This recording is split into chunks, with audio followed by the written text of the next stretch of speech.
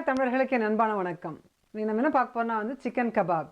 கபாப்னாவே வந்து நம்ம இந்த மாதிரி ஸ்கியூவர்ஸில் வந்து நம்ம குத்தணும். அதனால் இந்த மாதிரி குச்சியில் வந்து நம்ம அழகாக டைஸ்டு சிக்கன் வந்து நம்ம குத்தி பண்ண போகிறோம். இது வந்து நம்ம என்னென்னா இன்றைக்கி அவன் யூஸ் பண்ணாமல் பேன்லேயே பண்ண போகிறோம். நல்லா வந்து கிறிஸ்பியாக நல்லா டேஸ்டியாக ஈஸியாக பண்ணிடலாம். அதுவும் நம்ம சிக்கன் பண்ணும்போது வந்து மிளகாத்தூள் போட்டு நம்ம பண்ணுவோம், இல்லைனா வந்து பெப்பர் சிக்கன் பண்ணுவோம். ஆனால் இன்றைக்கி வந்து நம்ம நிறைய பச்சை மிளகாய் போட்டு பண்ண போகிறோம். அதுவும் நல்ல ஒரு காம்பினேஷனாக இருக்கும். பச்சை மிளகாவும் மஞ்சள் தூள் நிறைய போடுறதுனால இது பார்க்குறதுக்கே வந்து ரொம்ப அழகாக இருக்கும். இது எப்படி பண்ணுறதுன்னு பார்க்கலாம். ரொம்ப ஈஸியாக பண்ணிடலாம். இந்த ஸ்கியூவர்ஸ் நான் என்ன பண்ணியிருக்கேன்னா யூஸ்வலாக பெருசாக வரும். நான் வந்து கொஞ்சம் உடச்சி வச்சுருக்கேன். ஸோ இந்த சைஸாக பண்ணால் ஈஸியாக நம்ம பேனில் நிறைய ஃபிட் பண்ணலாம், நல்லாயிருக்கும் திருப்புறதுக்கு. அதனால் நான் கொஞ்சம் உடச்சி வச்சுருக்கேன். உங்களுக்கு வேணால் நீங்கள் பெருசாக பண்ணிக்கோங்க, இல்லை இது மாதிரி ஆஃபாக உடச்சிக்கோங்க. இது என்ன பண்ணலான்னா வந்துட்டு யூஸ்வலாக நம்ம டேரெக்டாக பார்பிக்யூவில் பண்ணுவோம், ஃபயரில் பண்ணும்போது தான் வந்து இது நெருப்பு பற்றிக்கும். அதனால் வந்து நம்ம இதை யூஸ்வலாக தண்ணியில் போடுவோம்.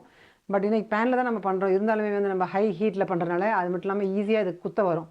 அதனால் வந்து ஒரு 10-15 மினிட்ஸாக இது மாதிரி தண்ணியில் ஊற வச்சு எடுத்துக்கோங்க இந்த குச்சீஸை. ஸோ மெயினாக நமக்கு என்ன வேணும்னா வந்துட்டு சிக்கன் வந்து நல்லா போன்லெஸ் எடுத்துக்கணும். அது மட்டும்லாம் வந்துட்டு இந்த மாதிரி சைஸில் ஓரளவுக்கு எல்லாமே ஈவன் சைஸில் இப்படி எடுத்தால் நமக்கு நல்லா கரெக்டாக இருக்கும். ஸோ இப்படி கட் பண்ணி எடுத்துக்கலாம் நம்ம போன்லெஸ் சிக்கன். அது கூட என்னென்ன மசாலா வேணும்னு நீங்கள் பாருங்கள். நமக்கு மஞ்சள் தூள் வேணும், கொஞ்சோண்டு மிளகுத்தூள் போட போகிறேன் 1/2 ஸ்பூன். அப்புறம் கொஞ்சம் கொரியாண்டர் பவுடர் தனியாத்தூள் அது போட்டுக்கலாம். கரம் மசாலா தூள் ஒரு 1/2 டீஸ்பூன் எடுத்திருக்கேன். அப்புறம் உப்பு. இது மெயின் மசாலாஸ் எடுத்திருக்கேன். இது கூட வந்து கொஞ்சம் நல்லா கட்டியாக தயிர், ஒரு 2 ஸ்பூன் தயிர் போட்டுலாம் கட்டியாக. இதான் வந்து நல்லா பைண்டிங்காக ஹெல்ப் பண்ணணும். மசாலாலாம் வந்து நம்ம சிக்கன் நல்லா ஒட்டி இருக்கிறதுக்கு நமக்கு இது ஹெல்ப் பண்ணணும் நல்லா. ஸோ அது வந்து தயிரும் போட்டுக்கோங்க நீங்கள். அது கூட வந்து புதினா நல்ல ஒரு காம்பினேஷன் சிக்கனோட எப்பவுமே. அதனால் புதினா வந்து நல்லா நான் அரைக்க போகிறேன். அது நல்ல ஒரு க்ரீன் கலர் கொடுக்க போகுது. பச்சை மிளகாவும் நல்ல ஒரு க்ரீன் கலர் கொடுக்க போகுது. ஸோ புதினா, பச்சை மிளகாய் ஒரு 4 பெரிய பச்சை மிளகாய் எடுத்து நான் இது மாதிரி கட் பண்ணி வச்சுருக்கேன். புதினா, பச்சை மிளகாய், நல்ல இஞ்சி, பூண்டு, இது 4த்தையும் வந்து சின்ன மிக்சியில் போட்டு கொஞ்சம் அரைச்சி வச்சுக்க போகிறேன். தண்ணி ஊற்றாமல் கட்டியாக அரைச்சி வச்சுக்க போகிறேன். நடுவில் குத்துறதுக்கு நான் சிவப்பு குடமிளகாய் எடுத்துருக்கேன். இது ஆப்ஷனல் தான். நீங்கள் குடமிளகாய் வேணால் போட்டுக்கலாம், எந்த கலரில் வேணால் போட்டுக்கலாம். அப்படி இல்லைன்னா வந்து வெறும் சிக்கன் மட்டுமே நீங்கள் பண்ணிக்கலாம். ஸோ ரெடி பண்ணுறதுன்னு பார்ப்போங்க. ஸோ மிக்சியில் ஃபஸ்ட்டு பூண்டு, இஞ்சி, பச்சை மிளகாய், அது கூட புதினா. ஃபஸ்ட்டு ஓட்டுவோம். லேசாக தேவைப்பட்டால் மட்டும் தண்ணி தெளித்து நான் கட்டியாக அரைச்சிக்குவேன். ஸோ இப்போ வந்து பார்த்திங்கன்னா வந்து நல்லா கட்டியாக அரைச்சி வச்சுருக்கேன். இது வந்து ரொம்ப நம்ம மைய அரைக்கணும்னு கூட கிடையாது. கொஞ்சம் பீசஸ் பார்க்க புதினா பீசஸ் பார்க்க இருந்தாலும் நல்லா தான் இருக்கும் இந்த சிக்கன் மேலே. நீங்கள் வந்து கொத்தமல்லிலாம் கூட போட்டு அரைச்சிக்கலாம். கொத்தமல்லி, கருவேப்பிலை கூட தூள் பண்ணி அரைச்சிக்கலாம். ஸோ இதை நம்ம போட்டுட்டு நம்முடைய மசாலா வகைகள், உப்பு, இது எல்லாமே மொத்தமாக போட்டுக்கலாம். மெயினாக வந்து நம்ம பண்ணுற மசாலா வந்து தண்ணி ஆகிடுச்சுன்னா ஒட்டாது, வெளியே வந்துடும் பேனில். அதனால் வந்து நம்ம கட்டியாக இதை பண்ணிக்கணும், அதுதான் முக்கியம். இப்போ வந்து நம்ம தயிரும் இதில் போட்டுக்கலாம். இது வந்து ஒட்டுறதுக்கு ஹெல்ப் பண்ணும். அதே சமயத்தில் ரொம்ப தண்ணி ஆக்கிடாதீங்க. கட்டி தயிர் மட்டும் எடுத்துக்கோங்க. தண்ணி ஏதாவது இருந்ததுன்னா அடியில் விட்டுருங்க. ஸோ நான் இவ்வளோ தயிர் போட்டுப்பேன். ஸோ நல்ல ஒரு மசாலா ரெடி ஆகிடுச்சு. இதை வந்து நம்ம சிக்கனில் வந்து தேய்க்க போகிறோம். அதனால் முதல்ல ஃபஸ்ட்டு சிக்கன் பீசஸ்லாம் உள்ளே போட்டுக்கலாம். அது கூடயே வந்து நம்ம குடமிளகாவையும் போட்டுக்கலாம். இது என்னென்னா உங்களுக்கு டைம் கிடச்சதுன்னா வந்துட்டு நீங்கள் ஒரு 1/2 hour மேரினேட் பண்ணி வச்சிங்கன்னா கூட நல்லாயிருக்கும். நல்லா ஊறும். அப்படி மேரினேட் பண்ண டைம் இல்லை, உடனே பண்ணணுன்னா நீங்கள் உடனேவும் பண்ணலாம். இன்றைக்கி நான் உடனே தான் பண்ண போகிறேன். ஸோ நம்ம இப்போ வந்து குச்சியில் குத்திடலாம். அதுக்கு முன்னாடி இது எல்லாத்தையும் போட்டு ஒன்றா எல்லாத்துலேயும் மசாலா நல்லா மிக்ஸ் ஆகிற மாதிரி நல்லா ஒரு பரட்டிக்கோங்க இந்த மாதிரி.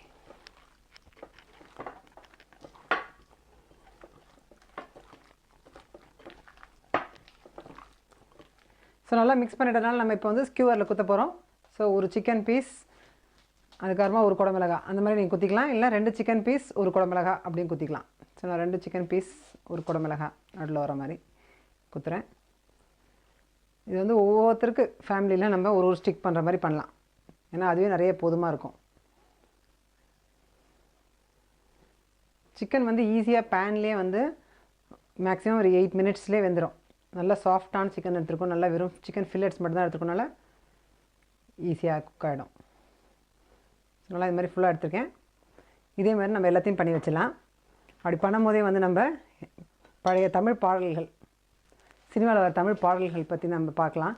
அதில் வந்துட்டு எனக்கு உங்களுக்கு நிறைய பாடல்கள் பிடிச்சிருக்கலாம். எனக்கு வந்து ரொம்ப பாசமலரில் வந்து கண்ணதாசன் எழுதின பாடல் வரிகள் வந்து ரொம்ப பிடிக்கும் எனக்கு. பழைய பாடல் கேட்கும்போதே வந்து அந்த டியூனை விட அதோடைய வரிகள் வந்து எனக்கு ரொம்ப அர்த்தமுள்ளதாக இருக்கும். அதனால் அந்த வரிகளை வந்து ரசிக்கிறதுக்காகவே வந்து அந்த பாடல்கள் வந்து எனக்கு கேட்கறது ரொம்ப பிடிக்கும். இந்த பாசமலரில் வர வரிகள் கூட என்ன சொல்லுவாங்கன்னா வந்துட்டுல, கண்ணின் மணி போல மணியின் நிழல் போல கலந்து பிறந்தோமடா, இந்த மண்ணும் கடல்வானம் மறைந்து முடிந்தாலும் மறக்க முடியாதடா, நம் உறவை பிரிக்க முடியாதடா. ஸோ ஒரு ரிலேஷன்ஷிப்பை சொல்கிறதுக்கு வந்து ரொம்ப அழகாக அந்த வரிகள் வந்து கண்ணதாசன் போட்டிருப்பார். அந்த மாதிரி அதை பார்க்கும்போது தான் வந்து நமக்கு தமிழோடைய அந்த தமிழ் மொழியோடைய அழகு வந்து நம்மளுக்கு அந்த வரிகள்லேயே வந்து நல்லா தெரியுது. ஸோ இந்த மாதிரி தான் நிறைய பாடல்கள் வரும் நமக்கு. உங்களுக்கு பிடிச்ச பாடல்கள் கூட நீங்கள் வந்து அதை ஷேர் பண்ணுங்கள். ஸோ இப்போ வந்து நம்ம எல்லாத்தையும் வந்து பண்ணி வச்சாச்சு. ஓரளவுக்கு சிக்கன் குடமிளகாய் இந்த மாதிரி நம்ம காம்பினேஷனை போட்டு ரெடி பண்ணி எடுத்து வச்சாச்சு. இப்போ நம்ம ஃப்ரை பண்ணலாம். ஃப்ரை பண்ணுறதுக்கு முன்னாடி கொஞ்சம் நம்ம வந்து ஏதாவது ஆயில் வந்து கொஞ்சம் ஸ்ப்ரே பண்ணிக்கிட்டால் நமக்கு பேனில் பண்ணும்போது வந்து ஓரளவுக்கு சிக்கன் வந்து போய் நல்லா பேனோட ஒட்டாமல் இருக்கும். அதனால் மசாலா போடுறதுக்கு அப்புறமா லேசாக வந்து நீங்கள் இந்த மாதிரி ஆயிலை வந்து கொஞ்சம் லேசாக ஸ்ப்ரெட் பண்ணி விட்ருங்க. லேசாக இந்த பக்கம் முடிஞ்சால் இன்னொரு வாட்டி திருப்பிட்டு அந்த பக்கமும் ஒரு வாட்டி ஆயில் போட்டுக்கலாம். இப்படியும் ஆயிலில் தான் ஃப்ரை பண்ணுறோம், பட் மசாலாவில் லேசாக கொஞ்சம் ஸ்ப்ரே பண்ணால் பெட்டராக இருக்கும்.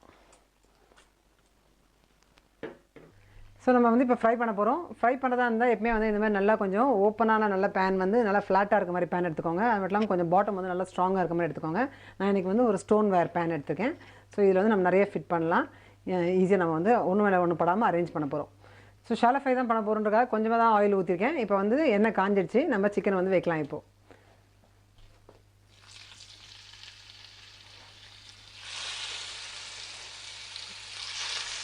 ஸோ வைக்கும் போதே வந்து அந்த மாதிரி ஒரு சிசிலிங் சவுண்டு கேட்கல. அப்படின்னா வந்து எண்ணெய் கொஞ்சம் ரொம்ப வார்மாக ரொம்ப கோல்டாக இல்லாமல் கொஞ்சம் ரெடியாக இருக்குன்னு அர்த்தம். ஸோ அவ்வளோ போதும்.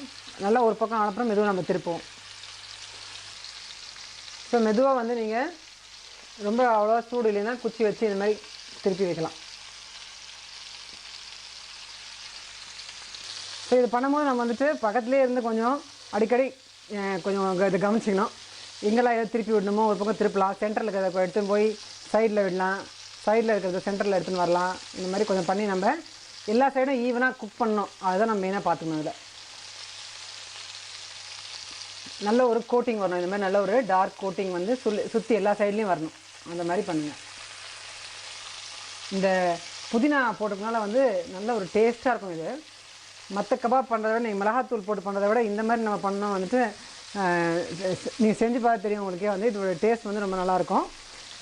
அது மட்டும் வந்து நம்ம என்ன பண்ணலாம்னா இதை வந்து சாலட் பவுல் மாதிரி பண்ணிவிட்டு அதில் நம்ம உதிர்த்து விடலாம். இதை அது அங்கங்கே வரும்போது நல்லா கொஞ்சம் சாலட் வந்து இன்ட்ரெஸ்டிங்காக இருக்கும்.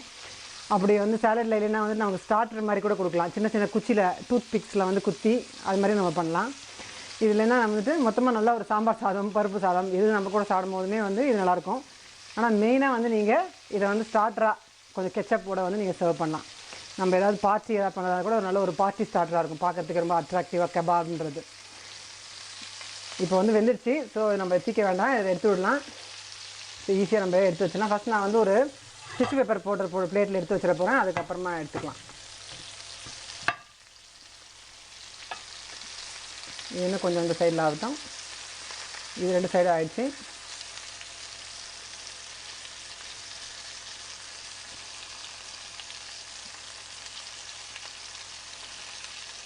இதாகிடுச்சு. ஸோ ஈஸியாக அந்த குச்சி ரெண்டு பக்கமும் எக்ஸ்ட்ரா விடுங்க. அதனால தான் நீங்கள் வந்து ஃபில் பண்ணும்போது வந்து ஃபுல்லாக ஃபில் பண்ணக்கூடாது.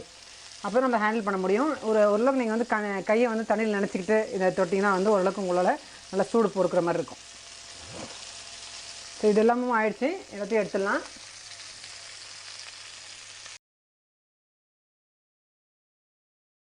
இந்த ஸ்னோவில் வந்து இந்த குளிரில் நல்ல ஒரு சூடான காரசாரமான கபாப் சாப்பிட்டா நல்லா டேஸ்டியாக இருக்கும்னு நினைக்கிறேன். அதனால தான் பண்ணியிருக்கேன். மெயினாக நான் வந்து என்ஜாய் பண்ண போகிறேன். நீங்களும் வந்து சீக்கிரமாகவே ட்ரை பண்ணி பாருங்கள். இது மொத்தமாக வந்து இது 10 நிமிஷம் ப்ளஸ் ப்ரிப்பரேஷன் ஒரு 5 நிமிஷம் 15 மினிட்ஸில் இது எல்லாமே முடிச்சிடலாம். சீக்கிரமாக ட்ரை பண்ணி பார்த்து உங்கள் கமெண்ட்ஸ் போஸ்ட் பண்ணுங்கள். தேங்க்ஸ்.